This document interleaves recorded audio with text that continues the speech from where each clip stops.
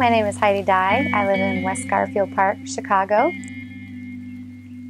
I grew up in a small town called Sturgeon Bay, Wisconsin, in Door County. It was a much different environment than where I live now. So my first introduction to Inner City Impact was a one-week work project, and also volunteered at an elementary school called Darwin Elementary. And I was an elementary ed major, so it fit well. And from that moment, I really fell in love with the city and the people in the city, and decided, okay, I think I could commit a whole summer to doing this. So I spent 2 summers at Inner City Impact. That was the time when Brian expressed interest in me after he found out that I was going to move to the city. And we ended up getting married about a year and a half later. After teaching for 2 years at Lafayette and working with ICI for about 4 years, Brian felt led to begin a ministry called Vision Nehemiah. And as a result, it led us to moving to a different neighborhood on the west side of Chicago, the neighborhood we live in now called Garfield Park. When we moved here, we wanted to take all the lessons and all the experiences and everything that we learned at ICI and apply them to a whole new community. So here in Garfield Park, we wanted to immediately meet our neighbors. And the place that we started was with the kids, because that's where we were familiar. We'd done that for years at ICI, and now we wanted to get to know a whole new bunch of kids and love on them, share the love of Christ with them. And the first summer that we lived here, we had a backyard Bible club, and that was how we kind of established ourselves as Christians on the block. And ever since then, we've had a reputation of being the Christian house.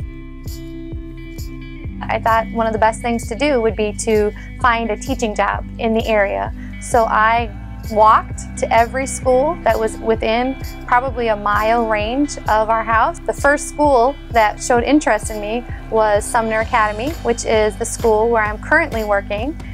And what I do as the after-school coordinator is I work with the community and the families as well as the students.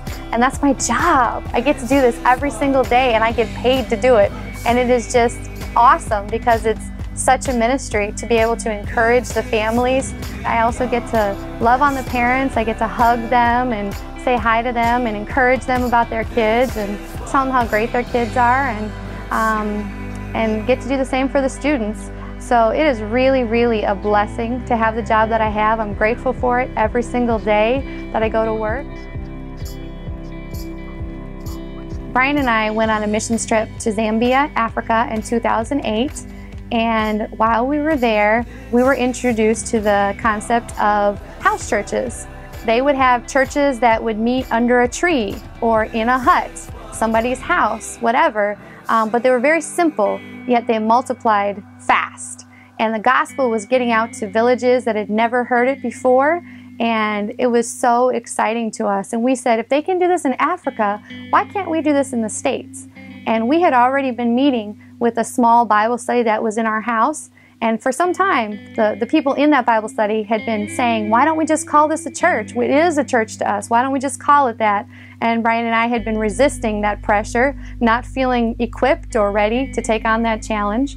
But when we came back from Africa, we felt the Lord confirming to us that that was what He would have us to do, is to start a series of house churches that would reach the whole city of Chicago through opening up their homes and showing hospitality and love to their neighbors around them. So that's what we did. In 2008, we started off with 1 house church, and today, in 2014, we have 7 house churches that are ministering in different neighborhoods all over the city.